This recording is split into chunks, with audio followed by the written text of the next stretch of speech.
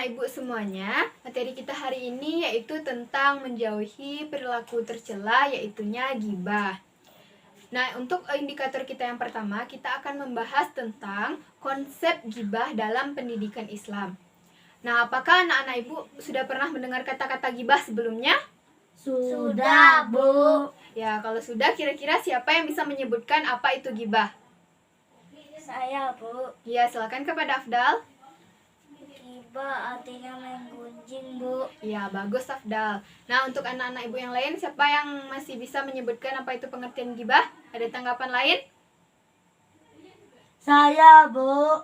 Ya, silakan kepada Yusuf. Membicarakan orang lain di belakang, Bu. Ya, bagus Yusuf. Nah, semua yang disebutkan oleh rekan-rekan dan teman-teman Ananda tadi itu sudah benar. Namun di sini akan Ibu sempurnakan lagi jawabannya ya. Jadi, pengertian ghibah itu adalah menurut bahasa, ghibah itu artinya menggunjing. Jadi, kalau secara bahasa itu ghibah itu sama dengan menggunjing seperti yang sudah disebutkan oleh teman Ananda tadi yaitu oleh Afdal. Nah, sedangkan secara istilah, ghibah itu berarti membicarakan kejelekan atau kekurangan orang lain dengan tujuan mencari-cari kesalahannya, baik dari segi apapun, baik itu fisiknya, jasmaninya, agama, akhlak, kekayaan, dan lain sebagainya.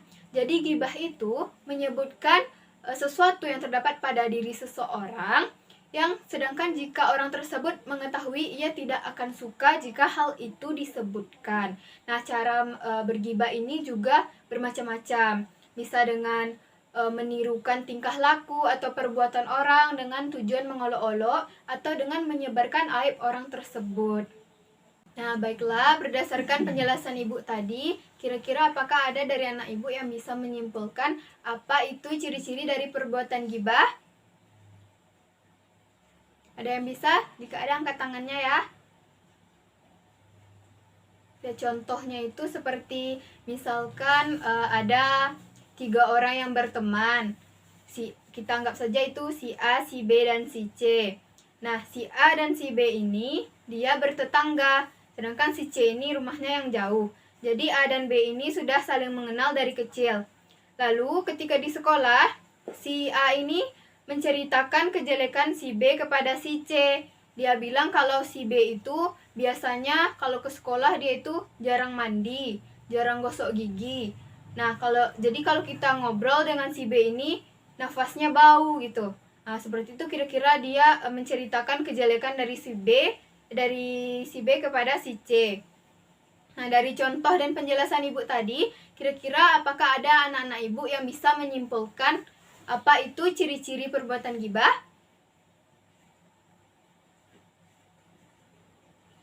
Saya, Bu. Ya, silakan kepada Angga. Membicarakan aib orang lain, Bu. Ya, kita tahan dulu jawabannya. Yang lain bagaimana? Ada tanggapan yang lain? Saya, Bu. Ya, silakan kepada Bima. Saya membicarakan kesalahan yang ada pada orang lain, Bu. Ya, bagus. Nah, bagaimana dengan pendapat yang lain? Apakah setuju dengan jawaban teman-temannya tadi?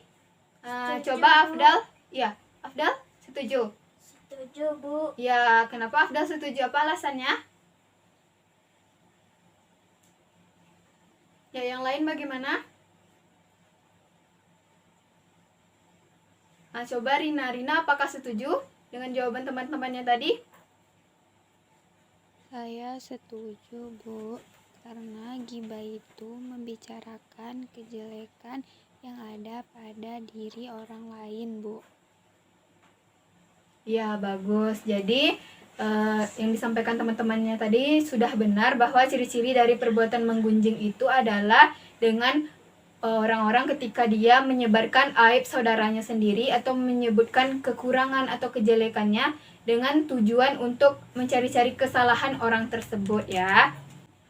Nah, jadi ghibah itu merupakan suatu sikap yang menyebutkan kekurangan atau aib yang terdapat pada diri seseorang sedangkan ia tidak suka jika hal tersebut disebutkan. Jadi konteksnya adalah sesuatu kekurangan atau kelemahan atau kejelekan yang memang terdapat pada diri seseorang tersebut, namun ia tidak akan suka jika hal itu kita sebutkan, apalagi kita sebarkan kepada orang banyak. Nah, sedangkan jika sesuatu tersebut tidak terdapat pada diri seseorang, misalkan kita menjelek-jelekan orang, tetapi hal tersebut tidak ada pada diri orang tersebut, maka itu jatuhnya malah nanti menjadi fitnah. Itu bukan gibah lagi, tetapi menjadi fitnah. Dan fitnah itu lebih kejam daripada pembunuhan. Perbuatan gibah ini adalah perbuatan yang sangat dilarang dalam agama Islam. Hukumnya itu adalah haram dan sangat dibenci oleh Allah, sehingga kita memang harus benar-benar menjauhi dan menghindari perbuatan gibah ini. Nah, contohnya Ibu Bari, misalkan kita berteman dengan seseorang, lalu kita menuduh orang tersebut, misalkan Yusuf dalam ujian biasanya nilainya kurang bagus, tapi pada suatu hari ketika ulangan harian nilainya tinggi begitu. Karena dia belajar di rumah, dia rajin belajar di rumah sehingga nilainya memuaskan. Tapi si Afdal dia tidak menerima kenyataan tersebut dan mengatakan bahwa Yusuf itu mencontek dan melihat buku saat ujian. Padahal kenyataannya Yusuf memang benar-benar belajar di rumah. Berarti kan yang disampaikan oleh Afdal itu bukanlah suatu hal kebenaran.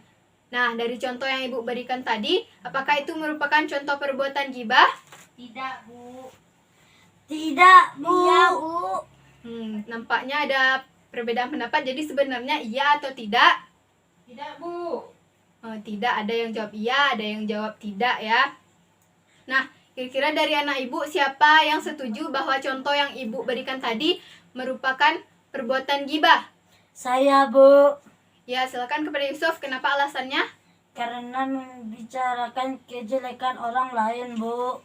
Ya, kita tahan dulu jawaban Yusuf ya, karena yang lain juga ada yang menjawab tidak tadi. Siapa anak Ibu yang setuju kalau contoh yang Ibu berikan tadi tidak merupakan gibah? Saya, Bu. Ya, silakan kepada Bima. Karena yang dibicarakan bukan kenyataan, Bu, maka itu sama dengan fitnah. Iya, bagus. Nah, dari jawaban anak-anak Ibu tadi kan ada perbedaan pendapat, ada yang menyatakan ya, ada yang menyatakan tidak. Nah, sesuai yang contoh yang Ibu berikan tadi dan penjelasan Ibu, kalau konsep dari gibah ini adalah sesuatu kejelekan yang memang terdapat pada diri seseorang. Tetapi jika kejelekan itu kita sebarkan atau kita sebutkan, ia tidak akan suka begitu, dia akan marah. Sedangkan kalau kejelekan tersebut tidak terdapat pada diri orang lain, maka itu namanya sama dengan fitnah jadinya. Jadi itu bukan gibah. Berarti contoh yang Ibu berikan tadi merupakan fitnah ya, kategorinya fitnah karena yang dibicarakan itu tidak sesuai dengan kenyataan. Nah, untuk indikator yang pertama itulah materi kita. Nah, kira-kira apakah ada pertanyaan dari anak-anak Ibu ataukah sudah paham? Sudah paham, Bu. Ya, alhamdulillah.